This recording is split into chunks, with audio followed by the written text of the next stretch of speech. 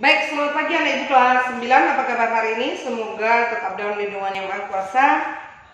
Bagi yang tidak ikut gabung di Zoom tadi, ibu akan share materi melalui GCR supaya diperhatikan baik-baik ya nak ya. Diusahakan jaringannya, diusahakan mendapatkan jaringan supaya tidak ketinggalan informasi. Ingat loh nak, kalian sudah kelas 9, jangan main-main lagi. Tidak ada lagi waktu untuk berleha-leha ya. Tolong itu mindset yang dulu yang malas belajar apa segala macam itu ditinggalkan dulu ya. Kita harus bangkit karena kalian sudah kelas 9 seperti itu ya. Baik, perhatikan. Kita akan masuk materi berikutnya, yaitu di mana menelaah struktur dan unsur kebahasaan dalam teks laporan hasil percobaan. Di mana strukturnya itu ada 7 ya. Ada 7. Yang pertama judul, pendahuluan, landasan teori atau kajian pustaka, metode penelitian, hasil dan pembahasan, simpulan, dan yang terakhir ada daftar pustaka. Di bagian pendahuluan ada dibagi menjadi 3 dan di bagian metode penelitian dibagi menjadi 2. Nah, dijelaskan satu persatu. Untuk judul. Judul itu adalah nama dari sebuah teks. Nama dari sebuah teks. Itulah yang disebut dengan judul. Kita lanjut ke pendahuluan. Pendahuluan ada dibagi menjadi 3, ada latar belakang, rumusan masalah, dan tujuan. Pendahuluan ini bagian awal, bagian pengenalan dari sebuah teks, di mana di sana dimuat adalah yang pertama latar belakang. Apa alasan atau dasar kenapa kita mau melakukan uji coba? Itu yang dimuat pada latar belakang. Apa dasar kita? Apa alasannya kita mau melakukan uji coba? Lalu yang kedua ada rumusan masalah, rumusan atau pemaparan perumusan pertanyaan, di mana jawaban dari pertanyaan itu nanti hasil dari proses kita melakukan uji coba. Misalnya, nah kalau saya lakukan segini, apa ya hasilnya nanti? Jadi kita buat dulu rumusan masalah, di mana rumusan masalah itu yang akan kita pecahkan melalui uji coba yang akan kita lakukan. Dia perumusan masalah untuk di mana jawabannya nanti akan kita temukan setelah kita melakukan uji coba. Lalu tujuan, apa yang mau kita capai dari uji coba yang kita lakukan? Apa yang hendak kita capai dari uji coba yang dilakukan? Lalu yang ketiga, landasan teori atau kajian pustaka. Pemaparan atau penjelasan mengenai materi mengenai uji coba yang kita lakukan. Misalnya atau mengenai objek-objek yang akan kita uji coba. Ibu ambil sampel. Misalnya kita mau menguji kandungan vitamin C pada cabai, pada buah jeruk, buah lemon, dan minuman UC 1000. Ya, itu yang mengandung vitamin C ya. Nah, jelaskan dulu siapa UC 1000 itu, siapa cabai, siapa tomat, siapa jeruk, siapa lemon. Jelaskan dia, berikan pengertian, berikan ciri-ciri, paparkan materi supaya orang mengenal. Ya kenapa kita sebut dia misalnya kenapa kita mengambil jeruk sebagai sampel? Karena jeruk itu memiliki kandungan vitamin C. Nah, berikanlah pemaparan materi mengenai objek yang akan kita uji coba tersebut. Yang berikutnya ada metode penelitian. Metode penelitian dibagi menjadi 2, alat dan bahan dan prosedur kerja. Nah, alat dan bahan ini ya beda ya. Alat itu benda yang kita gunakan untuk mengolah bahan. Benda yang kita gunakan untuk mengolah bahan. Misalnya ada dia kalau misalnya di bidang-bidang IPA, kimia, biologi atau fisika, biasanya kalau ada uji coba di laboratorium, kan ada kita temukan seperti pipa tetes, rak pipa, ada spiritus, ada kompor bukan kompor masak ya, kompor spiritus maksudnya.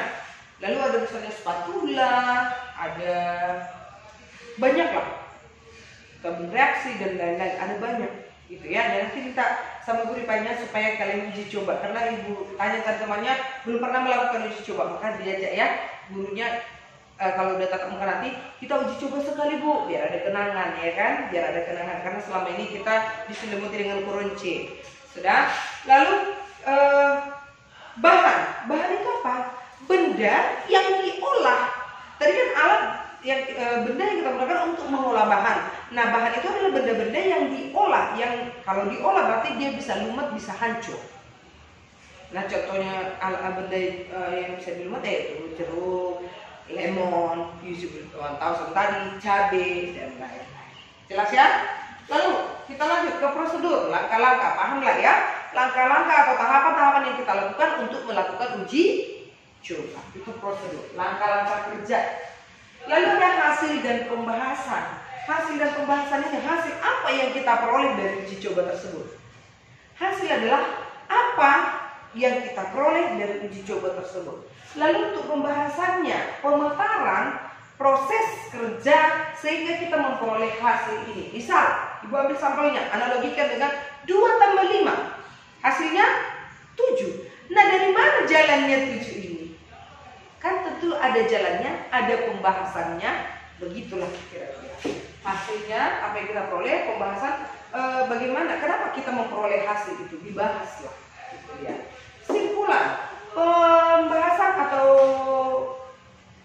perumusan secara singkat dari hasil yang kita peroleh dari uji coba.